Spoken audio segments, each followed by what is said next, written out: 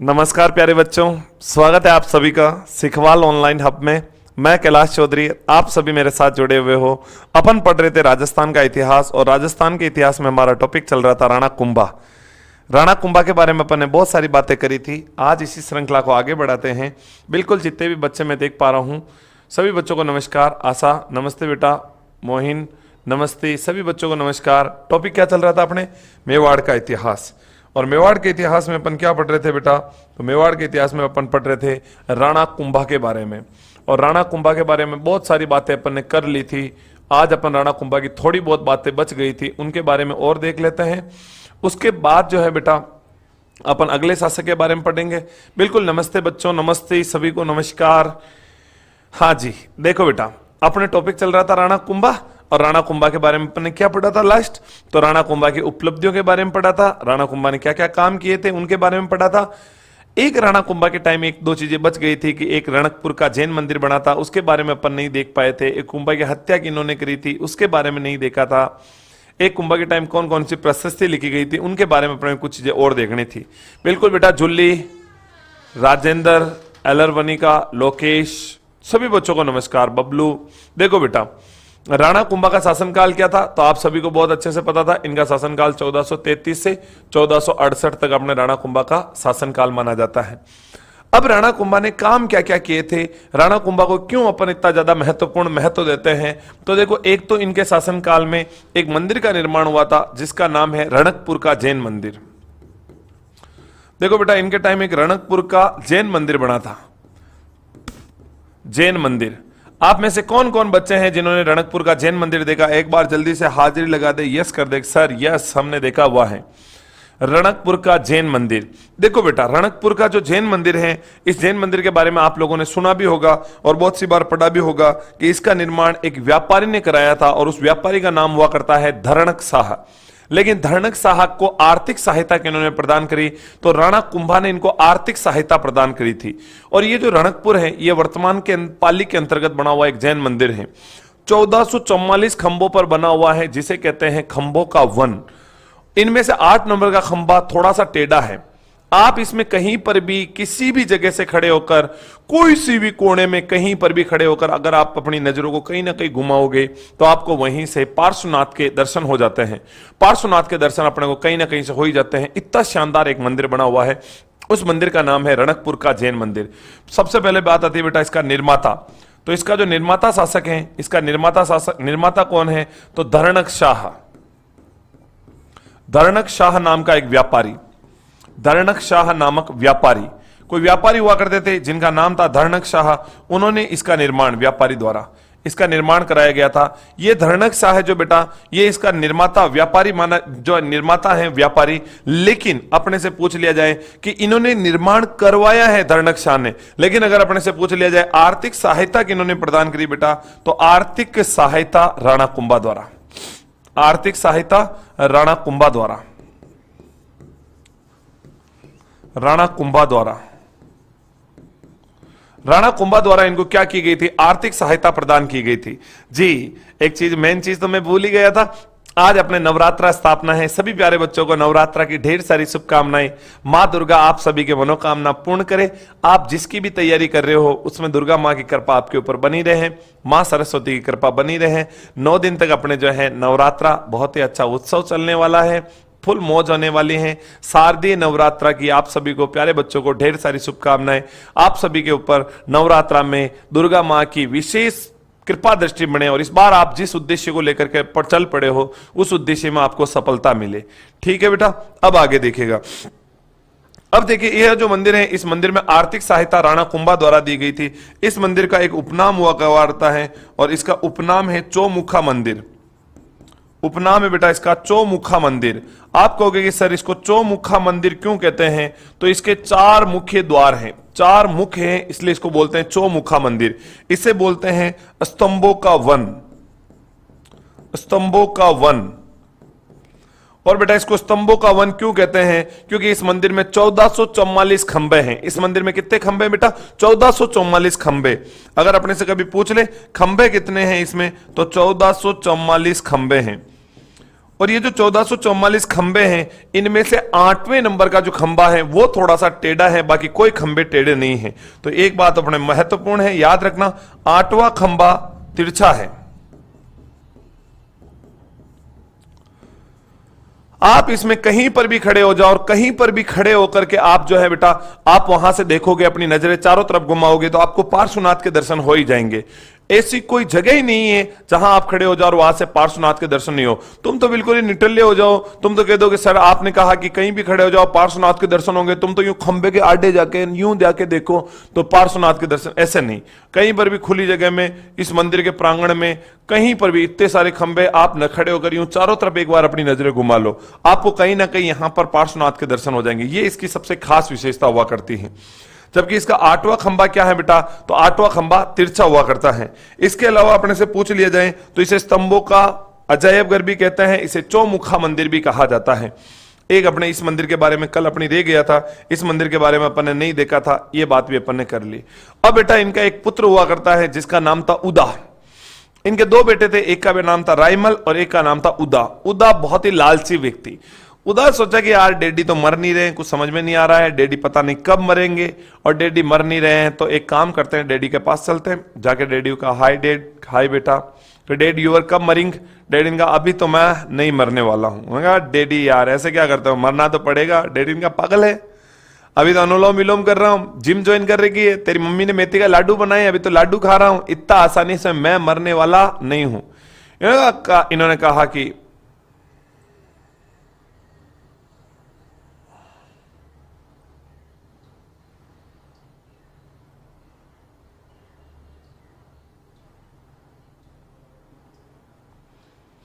Sir लेकिन sir Rana Kumbha ने नहीं करवाया था। हाँ तो बिल्कुल राणा कुंभा ने नहीं करवाया, धर्णक शाह ने करवाया, आर्थिक सहायता की थी। बिल्कुल बिल्कुल बेटा, उन्होंने केवल आर्थिक सहायता की थी। आप क्या पूछना चाह रहे हो, क्या क्लियर नहीं हुआ है? आप वापिस पूछेगा किसको रणकपुर किले में कोई दिक्कत आई है? रणकपुर का किला, आप जो रणकपुर का जो मंदिर है उसमें कहां दिक्कत आई है? रणकपुर का मंदिर पार्श्वनाथ को समर्पित है। इस मंदिर में आप जाओगे, दो विशाल घंटे देखने को मिलेंगे। वो जब मंदिर पढ़ेंगे अपन तो उसमें और विस्तार से बातें करेंगे। एक मंदिर नर कहलाता है, एक घंटा नर कहलाता है, दूसरा मादा कहलाता है। नर की ध्वनि बहुत ज्यादा गूंजती है इसलिए उसको नर घंटा कहते हैं। मादा की ध्वनि बहुत मधुर होती है, दूर तक जाती है। ये जो मंदिर है ये अपने कुंभलगढ़ अभ्यारण्य के बीचों बीच बना हुआ है। यहां से पास में ही जो है अपने परशुराम जी का मंदिर बना हुआ है। आप जाकर देखना, यहाँ सारी चीजें पाली के अंदर ही है ये। और यहाँ जो निर्माता जो है वो धर्णक शाह है, लेकिन धर्णक शाह को आर्थिक सहायता इन्होंने प्रदान करी थी। यहाँ पे रणकपुर प्रशस्ति लिखी हुई है, रणकपुर प्रशस्ति में राणा कुंभा की जानकारी मिलती है। सारी बातें आएगी, लेकिन आएगी टॉपिक वाइज। जो टॉपिक पढ़ेंगे उस टॉपिक के अकॉर्डिंग उसमें बात करेंगे। जब मैं आपको मंदिर पढ़ाऊंगा तो मंदिर के अकॉर्डिंग मैं उससे रिलेटेड बात करूंगा। अब देखो बेटा, इनका जो पुत्र था जिसका नाम था राइमल, राइमल तो भोला आदमी, उदा बड़ा टैलेंटेड आदमी, चंटा आदमी। उदा चाहता था कि डैडी मरे तो अपना नंबर आए। वो डैडी को मारने के फिराक में बैठा हुआ था, लेकिन अभी तक कुंभा मरने वाले नहीं थे। ऐसे कहते हैं कि उदा अपने पिताजी को कटारगढ़ से धक्का देकर मार देता है। कुछ इतिहासकार कहते हैं नहीं, कटारगढ़ से धक्का नहीं दिया था, इनको मामादेव कुंड में धक्का देकर मार दिया था। अपने दोनों ही ध्यान रखने हैं। मामादेव कुंड भी कहां पे बेटा, तो कुंभलगढ़ के अंदर बना हुआ है।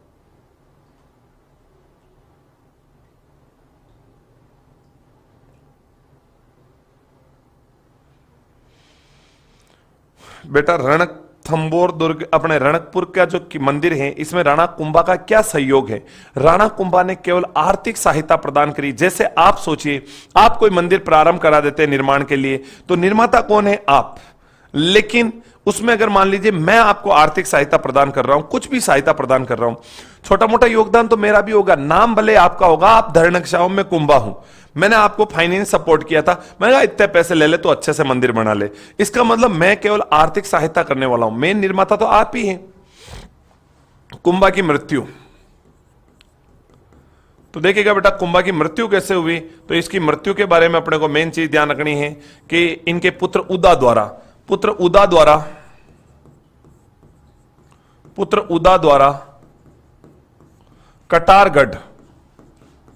कटारगढ़ से धक्का देने से हुई। उदा को मेवाड़ का पितृहंता, मेवाड़ का पितृहंता कहते हैं। उदा को मेवाड़ का पितृहंता कहते हैं। एक बात याद रखना, उदा को मेवाड़ का पितृहंता कहते हैं, बिल्कुल। क्योंकि इनको पितृहंता क्यों कहते हैं? क्योंकि इन्होंने अपने पिता की धक्का देने से हत्या करी थी। नोट, लेकिन कुछ इतिहासकार कहते हैं कि कटारगढ़ से नहीं, मामादेव कुंड में। इतिहासकारों के अनुसार, कुछ इतिहासकारों के अनुसार मामादेव कुंड में धक्का देने से मृत्यु।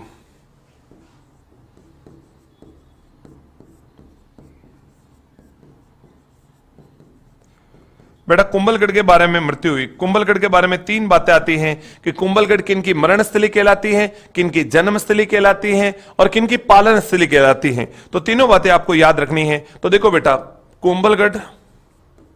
कुंभलगढ़ और कुंभलगढ़ के लिए अपने 3 बातें। एक तो कहलाती हैं ये जन्म स्थली, कि यहां पे जन्म किनका हुआ है, तो जिनका जन्म होगा वो जन्म स्थली कहलाती। किनका पालन स्थली, किनकी ये पालन स्थली कहलाती है। और फिर पूछा जाएगा बेटा कि ये किनकी मरण स्थली कहलाती हैं। तो तीनों के बारे में बहुत अच्छे से समझना। जन्म स्थली किनकी कहलाती हैं? तो वीर शिरोमणि महाराणा प्रताप की ये क्या कहलाती है बेटा? ये कहलाती है जन्म स्थली। महाराणा प्रताप का यहां पे क्या हुआ? तो प्रताप का यहां पे जन्म। महाराणा प्रताप की क्या कहलाती है? जन्म स्थली। पालन स्थली किसकी कहलाती है? तो महाराणा प्रताप के डैडी राणा उदय सिंह। राणा उदय सिंह को मैं आगे पढ़ाऊंगा इसके बाद, तब मैं राणा उदय सिंह के बारे में बताऊंगा। पन्नाधाय अपने पुत्र चंदन का बलिदान करके उदय सिंह जी को यहीं लेकर आई थी। तो उनको जो क्या कहा जाता है बेटा? उनको कहा जाता है पालन स्थली। और मरण स्थली राणा कुंभा। राणा कुंभा को यहां से धक्का देकर मार दिया गया था, इसलिए राणा कुंभा के लिए ये क्या कहलाती है बेटा? मरण स्थली कहलाती है। तीनों बातें अपने याद रखनी है कि ये जो किला है, ये किला महाराणा प्रताप की जन्म स्थली, राणा उदय सिंह की पालन स्थली और राणा कुंभा की क्या कहलाती है? तो ये कहलाती है मरण स्थली।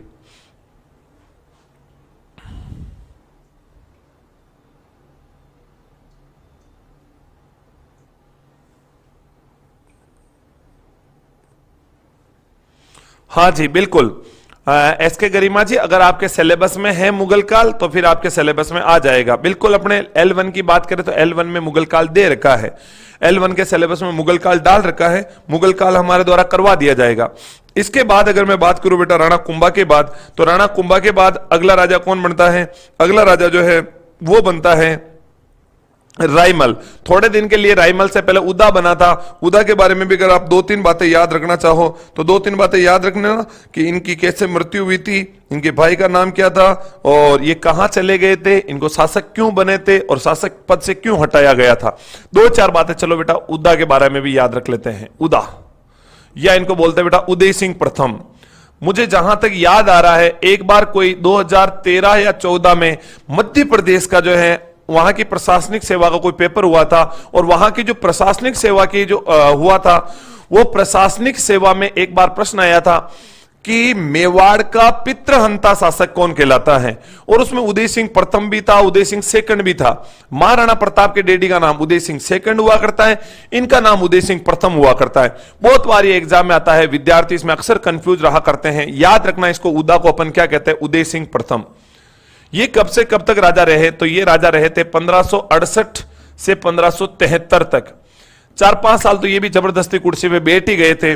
फिर बाद में ये मेवाड़ के पितृहंता होने के कारण, कुंभा जैसे वीर योद्धा की हत्या करने के कारण, इनको बाद में मेवाड़ वाले जो सामंत थे, सामंतों ने इनको पद से हटा दिया। उन्होंने कहा यार ऐसा आदमी, नालायक आदमी जो अपने डैडी की हत्या कर दी, ऐसा ढांडे को अपने यहां नहीं रखना है, हटाओ इसको।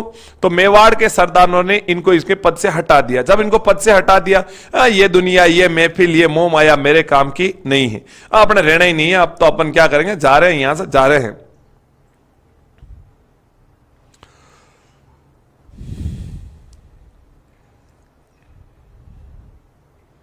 सारी मिल जाएगी। किसी भी बच्चों को और कुछ भी पूछना हो, किसी भी बच्चे को और मेरे से कुछ भी बात करनी हो, देखो बेटा क्लासों से रिलेटेड आपके नोटिफिकेशन आता है, मैं फिर भी सभी बच्चों को मेरे नंबर दे देता हूं, आप उस पर मैसेज कर दीजिएगा।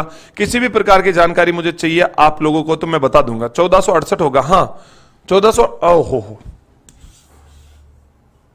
सॉरी बेटा, सॉरी 1468 से 1473, सॉरी बेटा, ठीक है, गलती से हो गया, हाँ 1568 गलती से हो गया। किसी भी बच्चे को कोई भी समस्या है तो मैंने नंबर दे रखे हैं, और आप में से काफी बच्चे ऐसे हैं जिनको मैं हमेशा जवाब देता हूं।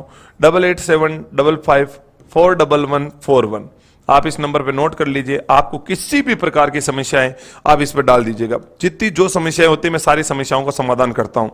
आप मुझे बार बार कमेंट करोगे सर वो क्लास कब होगी, वो क्या होगा, तो मैं पढ़ाऊं या तुम लोगों से बातें करूं? क्या मैं तुम लोगों से केवल बातें ही करके चला जाऊं? क्या बातें करनी आए हम लोग? क्या मेरा कोर्स सिलेबस पूरा नहीं करवाऊं आप लोगों से? मैं आप लोगों को नंबर दे रखे हैं, किसी भी बच्चे को किसी प्रकार की समस्या, ये मेरे पर्सनल नंबर है बेटा, ये मेरे पर्सनल नंबर है। अब जब चाहो इस नंबर पे आप कॉल कर सकते हो, मैसेज कर सकते हो। मैं सुबह 7 बजे से रात की 10 बजे तक लगातार क्लास लेता हूं। 7 बजे से शाम को 7 बजे तक मेरी ऑफलाइन क्लास चलती है, 7 से 8 आपकी, 8 से 9 मेरी वापस ऑफलाइन, और 9 से 10 मैं आपकी वापस लाइव लेता हूं। 10 बजे बाद आप जब चाहो मैसेज कर दो, मेरे को जैसे फुर्सत मिलेगी मैं आपको जो है रिप्लाई दे दूंगा। पर मैं ये बार बार ये पंपाड़ नहीं कि सर वो क्लास और वो क्लास, आप मैसेज छोड़ दीजिए। आप लोगों की समस्या जैसे ही मेरे पास पहुंचेगी मैं तुरंत उसके ऊपर एक्शन लूंगा। यहां पे जो भी एक्शन होंगे वो मेरे होंगे, या जिसको लगाना है हटाना है वो मैं करूंगा। इसलिए आपको जो समस्या है बेटा, क्योंकि आप ही हमारे लिए हो, आपके बिना कोई दिक्कत ही नहीं है। आपकी जो भी समस्या है वो समस्या को मैं समझता हूं, ठीक है, और आप हैं तो हम हैं। आपके बिना हमारा कोई अस्तित्व नहीं, इस दुनिया में कोई पूछने वाला नहीं है। जिस दिन विद्यार्थी चाहेंगे उस दिन फर्श से अर्श पर ले आएंगे, और जिस दिन विद्यार्थियों को जच गई तो अर्श से फर्श पर ले जाएंगे। तो विद्यार्थियों के हाथ में सब कुछ है। तो इसलिए प्यारे बच्चों, आपको किसी को भी कोई समस्या हो आप इस पर कॉल कर दीजिए, नो दिक्कत है ना। बाकी मैं ना ये सिलेबस, ये टीचर, वो टीचर, आपको जो दिक्कत आ रही है मुझे भेजिए आप।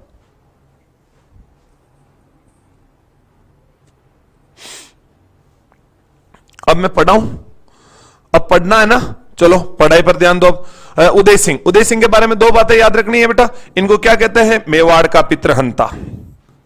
मेवाड़ का पितृहंता। और पितृहंता इनको क्यों कहते हैं? क्योंकि इन्होंने अपने पापा कुंभा की हत्या करी थी, और कुंभा की हत्या करके ये सत्ता पर बैठे, इसलिए इनको पितृहंता कहते हैं। मेवाड़ के सरदारों ने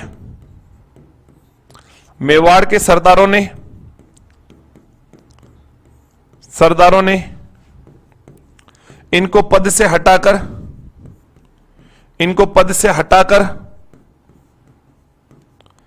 मेवाड़ के सरदारों ने इनको पद से हटाकर रायमल को शासक बनाया।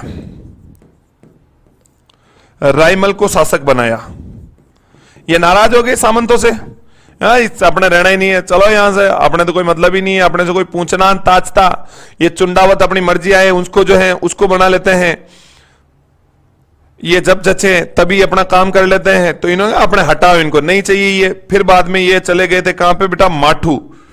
तो माठू मालवा चले गए। तो याद रखना बेटा, ये कहां चले गए थे? तो ये माठू मालवा, और माठू मालवा कहां पे है? अपने एमपी।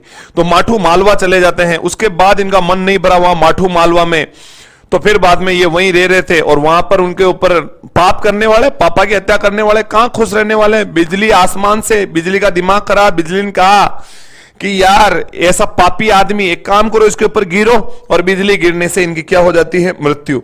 तो मालवा में बिजली गिरने से इनकी मृत्यु।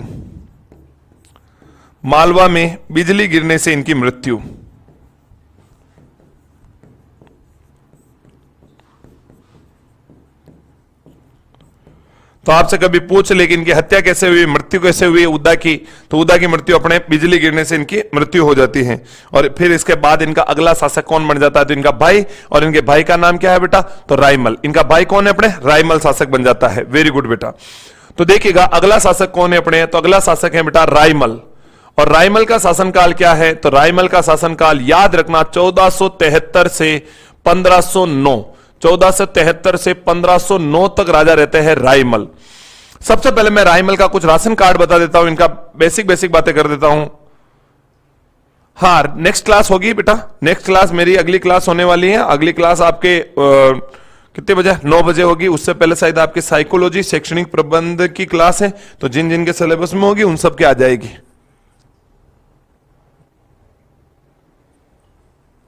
हाँ जी, देखो रायमल का शासनकाल बेटा 1473 से 1509। सबसे पहले तो अपन इनकी बात करते हैं इनकी पत्नी का नाम। वैसे इनके खूब सारी पत्नियां हुआ करती है, फिर भी इनके एक खासम खास पत्नी थी जिसका नाम था श्रृंगार देवी। इनकी पत्नी का नाम क्या था बेटा? श्रृंगार देवी। श्रृंगार देवी इन्हीं की पत्नी थी जिन्होंने अपने चित्तौड़ में गोसुंडी बावड़ी का निर्माण करवाया था। और ये श्रृंगार देवी किनकी पुत्री हैं? तो ये श्रृंगार देवी पुत्री हुआ करती हैं अपने राव जोधा की पुत्री, राव जोधा की बेटी जिसका नाम है श्रृंगार देवी, जो इनकी पुत्री पत्नी हुआ करती है। गीता कुमारी मीणा, मारवाड़ का पितृहंता मालदेव। हाँ जी बेटा, देखो मारवाड़ का पितृहंता मालदेव, चौहानों का पितृहंता जगमाल, गोयल शासकों का पितृहंता ये। अपन गुर्जर प्रत्यारों का पितृहंता देखेंगे, गुर्जर प्रत्यारों का पितृहंता होगा मिहिर भोज। सारे पितृहंता आ जाएंगे आपके, निश्चिंत रहिए। सर लाइब्रेरी साइंस ग्रेड 3 के सिलेबस में पॉलिटिकल साइंस का सिलेबस है क्या? लाइब्रेरी साइंस में पता नहीं बेटा, सिलेबस का मुझे याद नहीं है। देखो बेटा, अपने रायमल के जो है, रायमल के वैसे तो बहुत सारी पत्नियां हुआ करती है, लेकिन खास पत्नी इनकी याद रखना वो थी श्रृंगार देवी। पहले राजा महाराजाओं के क्या पत्नियों की कोई कमी नहीं हुआ करती थी। राजा महाराजाओं के ऐसे बहुत पत्नियां होती थी, मनमान पत्नियां होती थी। कभी कभी आप लोगों को भी लगता होगा काश हम भी ऐसे राजा महाराजा होते तो हम भी बहुत सारी रानियां रखते। पहले राजा महाराजाओं के 10-10, 15-15, 20-20 पत्नियां होती थी। एक के 2-2, 3-3 की एवरेज से बच्चे होते थे, तो 3 की एवरेज से 20 रानियों के 60-60, 70-70 बच्चे हुआ करते थे। कभी आपने सुना होगा धृतराष्ट्र नाम के अंधे व्यक्ति के 100 बेटे, तो क्या आपको को लगता है 100 ही गंधारी के होंगे? एक बच्चे की प्रोसेस में मिनिमम मरे से मरे तो 1 साल तो लगे ही लगे। 9 महीना बच्चा पेट में रहे, फिर बाद में 3 महीने बाद, तो भी एक बच्चे में 1 साल तो लगे। 100 बच्चे में 100 साल लगता है गांधारी 100 साल जीवित रही होगी? संभव ही नहीं है। तो वो क्या करते थे, पहले बहुत सारी रानियां रखते थे। एक एक राजा के बहुत सारी ऐसे रानियां हुआ करती थी। इनके भी ऐसे 10-15 रानियां थी। एग्जैक्ट रानियों के बारे में तो कोई जानकारी मिलती नहीं है। कुछ जगह बताते इनके 11 रानियां थी, कुछ जगह बताते इनके 13 रानियां थी। अपने ध्यान रखनी, मेन इनकी रानी का नाम क्या था? श्रृंगार देवी। हाँ जी, ये श्रृंगार देवी जो है किनकी पुत्री हुआ करती थी? तो राव जोधा की पुत्री, मारवाड़ के राव जोधा की पुत्री। आपसे कभी पूछ ले कि ये किनकी पुत्री थी, तो मारवाड़ के राव जोधा की पुत्री। इन्होंने क्या किया? तो चित्तौड़ में गोसुंडी बावड़ी का निर्माण, चित्तौड़गढ़ में गोसुंडी बावड़ी का निर्माण, गोसुंडी बावड़ी का निर्माण। तो याद रखना बेटा, चित्तौड़ में जो गोसुंडी बावड़ी है, उस गोसुंडी बावड़ी का निर्माण किसने करवाया? इन्होंने ही करवाया था। अब अपन इनके बारे में बात करते हैं, इनकी और क्या क्या बातें याद रखनी है। तो इनके बारे में, अपने रायमल के बारे में, इनकी एक पुत्री हुआ करती हैं, और इनकी पुत्री का नाम क्या था? तो आनंदबाई, आनंदबाई। और ये आनंदीबाई या आनंदबाई का विवाह इन्होंने किसके साथ करवाया? तो इन्होंने सिरोही का एक राजा हुआ करते थे जगमाल, इन्होंने इनकी जो है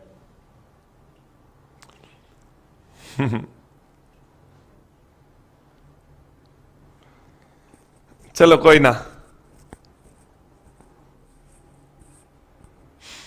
चलो देखो बेटा, इनकी पुत्री आनंदाबाई, और आनंदाबाई का विवाह जो है, आनंदाबाई का विवाह सिरोही के जगमाल से करवाया, सिरोही के जगमाल से करवाया। इन्होंने जो है, इन्होंने अपनी पुत्री आनंदाबाई का विवाह किससे कराया बेटा? सिरोही के जगमाल से। सिरोही का जगमाल इनके क्या लगा करते थे रायमल के? तो इनके दामाद लगा करते थे। फिर इसके बाद आप लोगों से पूछ ले, इनका एक शिल्पी हुआ करता था, और इनके शिल्पी का नाम था अर्जुन। इनके शिल्पी का नाम क्या था बेटा? शिल्पी का नाम था अर्जुन। शिल्पी और शिल्पी का नाम अपने याद रखना, अर्जुन इनका शिल्पी हुआ करता था। इन्होंने एक मंदिर बनाया था, जो मंदिर बहुत पॉपुलर है, अद्भुत शिव मंदिर। चित्तौड़ का अद्भुत शिव मंदिर इन्होंने बनाया, अद्भुत शिव मंदिर का निर्माण करवाया। फिर जब ये राजा तो बन ही गए थे, इनको लगा यार लड़ाई वड़ाई में क्या रखा है, खूब बाप दादा लड़े, लड़ने में कोई मतलब है नहीं, इनको लगा कि अपन तो एक काम करते हैं, जब मेवाड़ की जो जनता है, मेवाड़ की जनता की बढ़िया सेवा करते हैं, मेवाड़ की जनता की जो समस्या है उनकी समस्या का निवारण करते हैं। तो मेवाड़ की जनता की समस्या के निवारण हेतु इन्होंने तालाब बनवाए थे, और मेवाड़ में उस समय लगातार अकाल बन रहे थे, तो इन्होंने 3 तालाब बनवाए। एक का नाम बेटा राम तालाब, एक का नाम है शंकर तालाब, और एक का नाम है बेटा समैया संकट तालाब। समैया संकट तालाब, समैया संकट तालाब। तो इन्होंने बेटा कितने तालाब बनाए अपने? 3। कौन कौन से? राम तालाब, शंकर तालाब, समैया संकट तालाब। इनके द्वारा कितने तालाब बनाएंगे? 3 तालाब। जी राम राम, जी राम राम। पहली स्लाइड है क्या? पहली स्लाइड तो नहीं है, ये 6वीं स्लाइड है। तो आप इतने मोड़े मोड़े जुड़ोगे तो फिर मोड़े ही रहोगे। हाँ जी, आज बहुत ज्यादा बच्चे लाइव पढ़ रहे हैं, क्या बात है? कहां से उठ उठ के आ गए इतने सारे? क्या इतने बच्चों ने कोर्स खरीद लिया क्या? चलो कोई ना बेटा। तो इन्होंने तालाब बनाए थे, कौन कौन से? राम तालाब, शंकर तालाब, समैया संकट तालाब। तो मेवाड़ में जल की समस्या से निपटारा करने के लिए तालाबों का निर्माण कराने वाले व्यक्ति कौन थे? तो तालाबों का निर्माण कराने वाले व्यक्ति अपने रायमल हुआ करते थे। रायमल ने इन सारे तालाबों का निर्माण कराया। फिर देखो बेटा इनके पुत्र, और इनके पुत्र कौन थे? इनके पुत्र थे 3। इनके पुत्रों की बात और मैं कर लूं आगे, तो इनके पुत्र हुआ करते थे 3। एक और बात कर लेते बेटा, इनकी जो ना सोलंकियों से युद्ध हुआ था जयमल का, और एक इनके पुत्र थे। चलो पहले पुत्रों की बात कर लेते हैं। इनके बेटा पुत्र कितने थे? तो इनके पुत्र थे मेन 3। वैसे तो देखो इनके 13 पुत्रों का उल्लेख मिलता है, लेकिन इनके खासम खास कितने पुत्र थे? 3।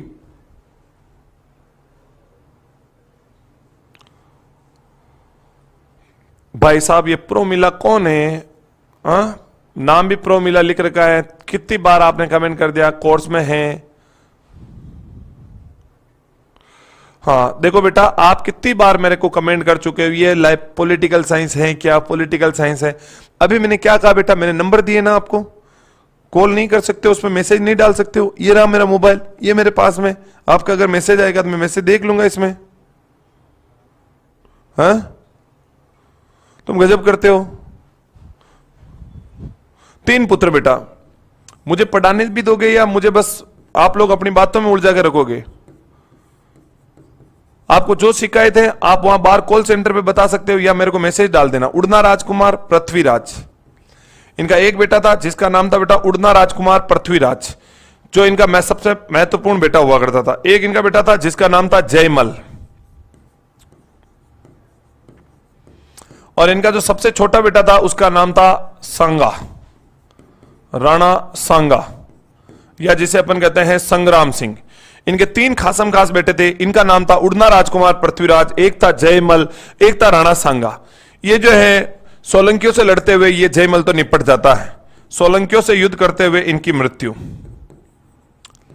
सोलंकियों से युद्ध करते हुए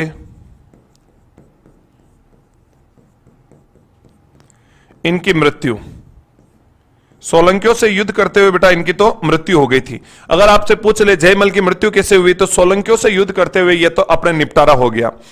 लेकिन अगर आप लोगों से यह पूछ लिया जाए उड़ना राजकुमार पृथ्वीराज और राणा सांगा, इन दोनों के बीच में लड़ाई, राणा सांगा ने कहा भाई साहब राजा हम बनेंगे।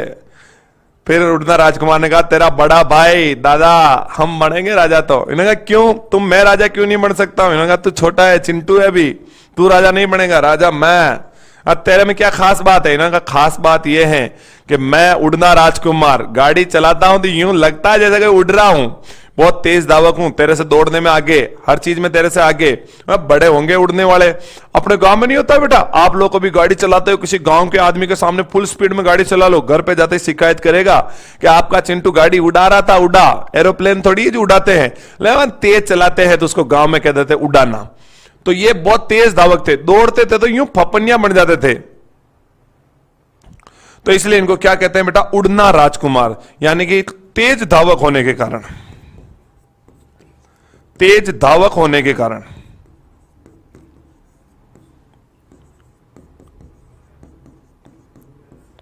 तेज धावक होने के कारण इनको क्या कहा जाता है बेटा? उड़ना राजकुमार कहा जाता है। लेकिन एक चारण जाति की पुजारिन महिला थी, कोई महिला हुआ करती थी चारण जाति की पुजारिन महिला, उन्होंने भविष्यवाणी की कि मेवाड़ का उत्तराधिकारी राजा तो राणा सांगा ही बनेगा। देखो हुआ क्या बेटा, एक पुजारिन महिला हुआ करती थी, उनके पास उड़ना राजकुमार पृथ्वीराज भी गया था, राणा सांगा भी गया था।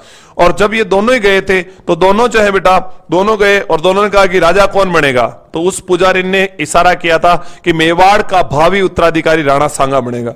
उड़ना राजकुमार की इतनी ज्यादा दिमाग खराब हुआ, उन्होंने यही तलवार निकाली और तलवार से राणा सांगा पर वार। जैसे ही सांगा पे वार किया, सांगा तो पीछे हट गए, लेकिन तलवार उनकी आंख में चली गई थी। आंख में चली गई तो राणा सांगा एक आंख से पंचर, राणा सांगा की एक आंख फूट गई थी। राणा सांगा हाथ में उठाई चप्पलें और यहां से भागा, और पुजारिन के भविष्यवाणी के कारण राणा सांगा यहां से भाग करके अजमेर, और अजमेर का एक व्यक्ति था करमचंद पंवार, उस करमचंद पंवार की शरण में, और ये अपने उड़ना राजकुमार पीछे बच गया था। तो याद रखना बेटा,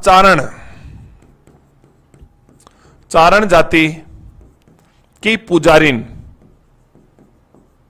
चारण जाति की पुजारिन की भविष्यवाणी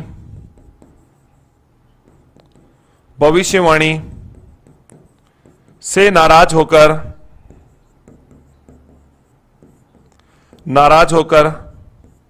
पृथ्वीराज ने सांगा पर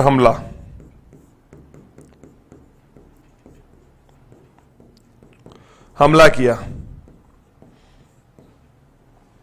सांगा की एक आंख फोड़ दी।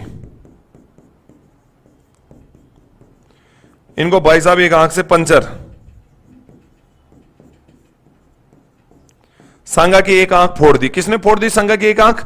तो सांगा की एक आंख फोड़ दी थी बेटा इस उड़ना राजकुमार पृथ्वीराज ने।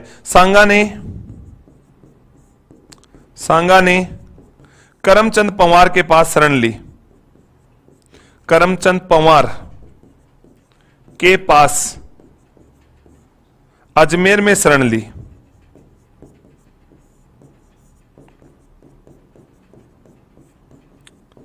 आप लोगों से कभी पूछ ले कि इन्होंने कहां पे शरण ली बेटा, तो यहां पे की थी।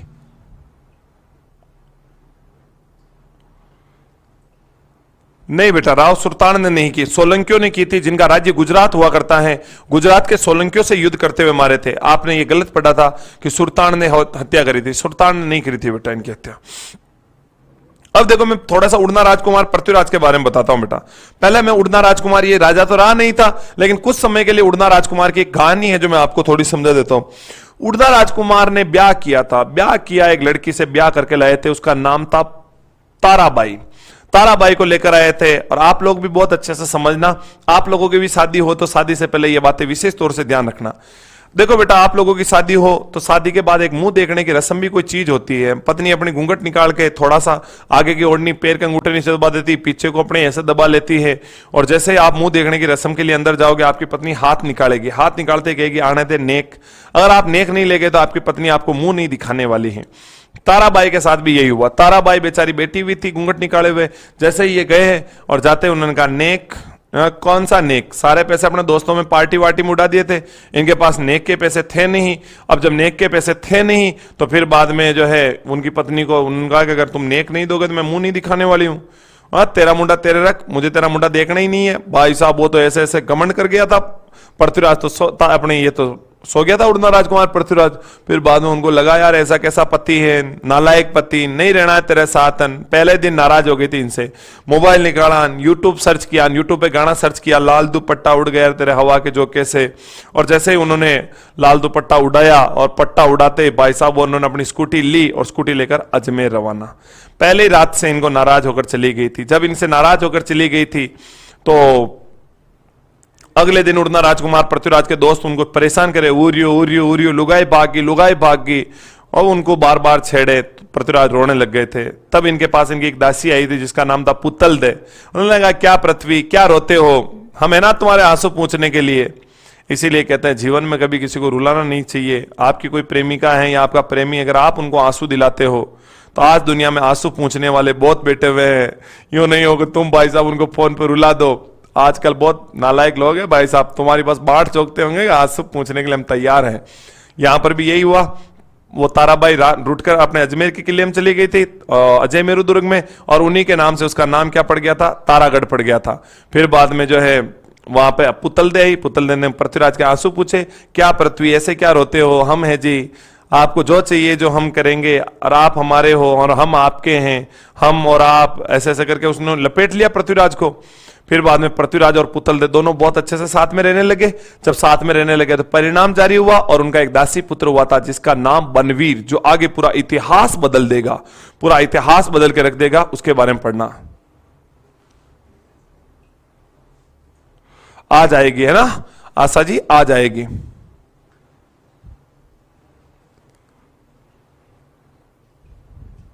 हाँ, चौहानों का पितृहंता जगदेव नहीं था बेटा, जगमाल था। हाँ, जगदेव था, जगदेव अपने चौहानों का पितृहंता था। हाँ, बनवीर पुतलदे का था ना सर, बिल्कुल बनवीर पुतलदे का था। अभी मैं इसी के बारे में बताने वाला हूं। तो देखो बेटा, अपने उड़ना राजकुमार पृथ्वीराज के बारे में थोड़ी सी बातें मैं पहले बता देता हूं। पृथ्वीराज तेज धावक होने के कारण उड़ना राजकुमार के नाम से प्रसिद्ध, तेज धावक होने के कारण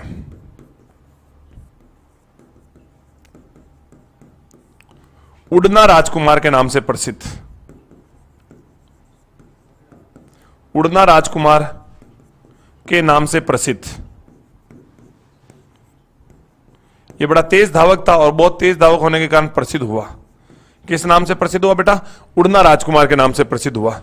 फिर बाद में इनकी पत्नी का नाम पूछ ले तो इनकी पत्नी का नाम है ताराबाई, ताराबाई। तो याद रखना, इनसे नाराज होकर अजय मेरू गई, अजय मेरू गई, इसीलिए उसका नाम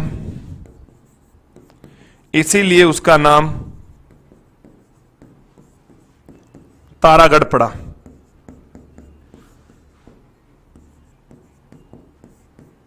इसीलिए उसका नाम तारागढ़ पड़ा। और इनके बारे में आप लोग और याद रखो बेटा, थोड़ी सी बातें और याद रखने ना, आ जाएगी देशराज। मैंने आपको नंबर दे रखे हैं, आप आराम से उस पर संपर्क कीजिए। सर वैकेंसी, सर वैकेंसी, अरे मेरे दादा वैकेंसी, कौन सी वैकेंसी के लिए पूछ रहे हो? किसकी वैकेंसी के लिए पूछ रहे हो तुम? तो हाँ, लपेट लिया, बिल्कुल कृष्ण कुमार लपेट लिया था ना। इनकी दासी प्रेमिका, तो इनकी दासी प्रेमिका का नाम पुतलदे, पुतलदे। इनका दासी पुत्र, इनका दासी पुत्र, और इनका दासी पुत्र कौन हुआ बेटा? तो बनवीर। इनका दासी पुत्र कौन हुआ बेटा? बनवीर। बनवीर इनका क्या था? तो दासी पुत्र था। फिर देखिएगा बेटा, और इनके बारे में समझते हैं थोड़ा सा। इनकी बहन थी आनंदाबाई, उसके और जगमाल के एक दिन लड़ाई हो गई थी खतरनाक। ये अपनी बहन को मनाने के लिए गया था और अपने जीजाजी को पीट के आ गए थे। जगमाल की धमाधम पिटाई कर दी थी, मेरी जीजी को ऐसे कैसे पीट दिया। आप देखना बेटा, कभी भी जीजी और जीजाजी के बीच में लड़ाई होती है तो अपने को फाड्डे में टांग नहीं डालनी है। ये अपने जगमाल पृथ्वीराज ने डाली थी, इसका परिणाम ठीक नहीं हुआ था। ये चला गया अपने जीजाजी के पास, जीजाजी को जाके कहा मेरी बहन की तुम पिटाई करते हो, इतना साहस आया कहां से? मुझे देखा कि नहीं देखा? ये वो और जीजाजी को कुछ कर दिया था। आप जानते हो एक हाथ से कभी ताली बजती है क्या? नहीं, दोनों हाथ से ही ताली बजती है। इसका मतलब हमेशा हमारी जीजा जी ही गलत हो, जीजी ही गलत हो, या जीजा जी गलत हो, ये सही नहीं है। कभी कभी जीजी भी गलत हो सकती, कभी कभी जीजा जी हो सकता है अपनी जीजी भी उनसे लड़ ले। बहुत सी बार इस प्रकार की भी हुआ करती है।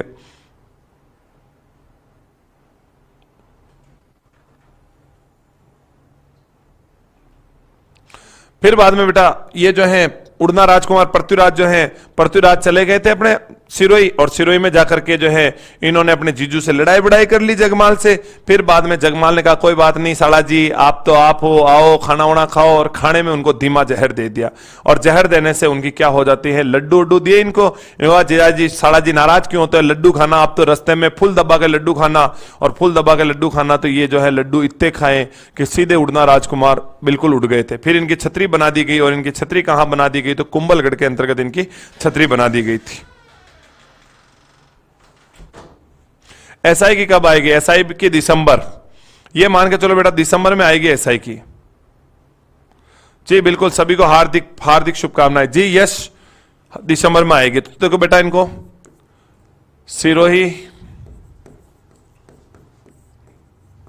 के राजा जगमाल के साथ मतभेद होने से इनको जहर दिया, इनको जहर दिया। इनकी मृत्यु के बाद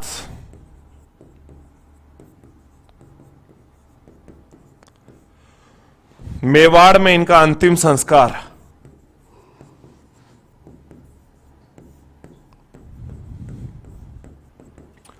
संस्कार किया।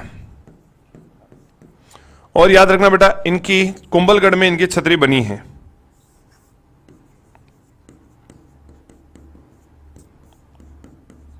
कुंभलगढ़ में इनकी छतरी बनी है, छतरी बनी है। ये बात भी अपने याद रखनी, कुंभलगढ़ में इनकी क्या बनी हुई है? छतरी बनी हुई है।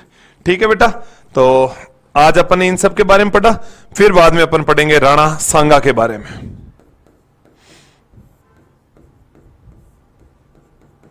राणा सांगा, और राणा सांगा का शासनकाल क्या था? तो 1509 से 1527 या अपने 28, वैसे एनसीईआरटी में 28 है, 27 क्यों है कुछ जगह, 28 क्यों है, इसके बारे में अपन बात करेंगे।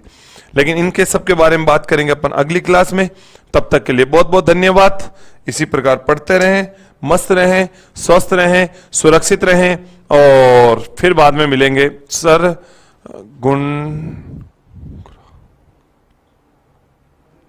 हाँ, घुघरा घाटी बोलते, बिल्कुल बोलते हैं। तो अपन पढ़ेंगे नेक्स्ट सेशन में। अगली क्लास आपकी शायद मनोविज्ञान की, कौन सी है? मनोविज्ञान की है, शैक्षिक परिदृश्य की, या मनोविज्ञान की? मनोविज्ञान की होगी आपकी अगली क्लास। बहुत बहुत धन्यवाद। सभी पढ़ते रहें, मस्त रहें, स्वस्थ रहें, सुरक्षित रहें। सभी विद्यार्थियों को नवरात्रा पर्व की ढेर सारी शुभकामनाएं। अगली क्लास अपनी होगी 9 बजे, जिसमें मैं आपको पढ़ाने वाला हूं वाद्य यंत्र टॉपिक। तो इसी प्रकार पढ़ते रहें। सभी को राम राम, राधे राधे, जय श्री कृष्णा, जय हिंद प्यारे साथियों।